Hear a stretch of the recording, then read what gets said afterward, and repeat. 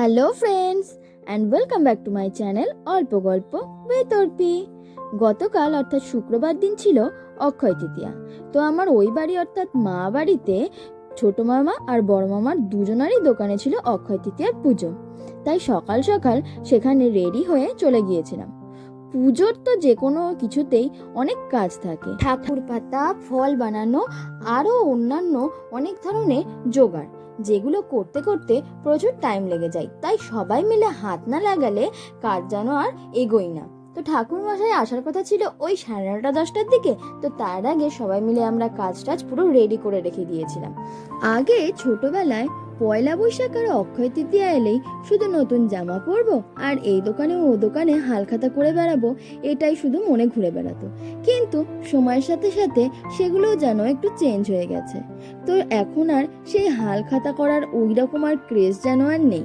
কিন্তু পুরোনো দিনগুলো এখনো সবাই কিন্তু আমরা একই রকম ভাবে মিস করি। তবে যাই হোক, কোনোবার ঠাকুর মশাই ঠিকঠাক টাইমে যেন পুজো করতে আসতেই চায় না, কিন্তু এবার ব্যাপারটা পুরোপুরি আলাদা। ঠাকুর মশাই দেখি একদম ঠিকঠাক টাইমে এসে হাজির। আর ওই যে দেখছো বড় মামা, প্রথমে ঠাকুর মশাই এসে বড় মামার দোকানেই পুজোটা স্টার্ট করে দিল।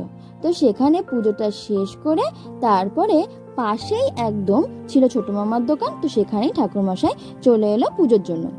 তো প্রথমেই ঠাকুর মশাই এসে ওই খাতায় স্বস্তিক চিহ্ন আর যে সমস্ত একটা কাঁচা টাকার ছাপ যেগুলো দেওয়ার থাকে সেগুলোই ওই করে নিচ্ছিলেন। তো তারপরে এইসব করার পর উনি ওনার পুজো স্টার্ট করে দিলেন।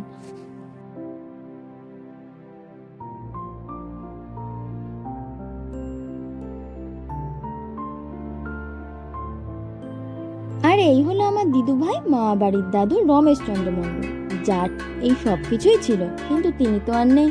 তো তার চলে যাবার পর সবকিছুই বড় মামা আর ছোট মামার পুরো দায়িত্বে রয়ে গেছে। আর ওরা সবকিছু একদম খুব ভালোভাবেই চালিয়ে যাচ্ছে।